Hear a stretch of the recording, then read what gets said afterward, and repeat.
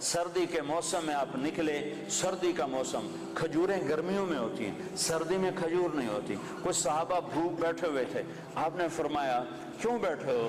کہا جی بھوک لگی ہے۔ آپ نے فرمایا مجھے بھی بھوک لگی ہے۔ ابو بکر عمر نظر آ گئے، کیوں باہر ہو؟ کہا جی بھوک لگی ہے۔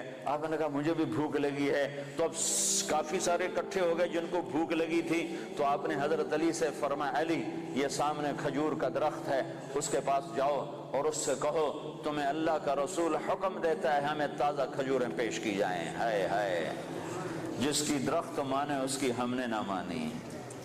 تو حضرت علی گئے، حضرت علی نے آگے یہ نہیں کہا یا رسول اللہ اب تو سردی کا موسم ہے، اب کہاں سے؟ اگر حضرت علی یہ کہتے تو اگلی برکتوں کا دروازہ بند ہو جاتا۔ ایک دفعہ دیگ چڑھی ہوئی تھی، دیگ تو آپ کو یہ بکرے کی دستی بڑی پسند تھی، بکرے کا اگلا بازو بڑا پسند تھا، تو آپ نے باورچی سے کہا مجھے وہ دستی پکڑاؤ، تو اس نے ڈوئی سے ایسے دستی نکال کر پوری آپ کو نکال کر دی۔ آپ نے ایسے دونوں ہاتھوں سے پکڑا اس کو اور اس کو نوچ نوچ کے کھانا شروع کیا اور ساری کھا کر پھینک دی۔ پھر آپ نے فرمایا دستی پکڑاؤ، تو اس نے دوسری نکالی اور آپ کو پیش کی۔ آپ نے یہاں سے یوں پکڑا اور اس کو نوچ نوچ کے کھایا اور اس کو پھینک دیا۔ پھر آپ نے فرمایا دستی پکڑاؤ، تو وہ کہنے لگے باورچی یا رسول اللہ بکرے کی دو ہی ہوتی ہیں۔ تو آپ نے کہا تیرا بھلا ہو جائے، اگر تو میرے کہنے پہ ہاتھ ڈال دیتا تو جب تک میں کہتا رہتا اللہ مجھے نکال کے کھلاتا رہتا۔ تیری نا نے برکتوں کا در بند کر دیا۔ تو حضرت علی اگر یوں کہتے یا رسول اللہ سردیوں کا زمانہ کھجوریں کہاں سے آئیں گی، تو برکتوں کا در بند ہو گیا تھا۔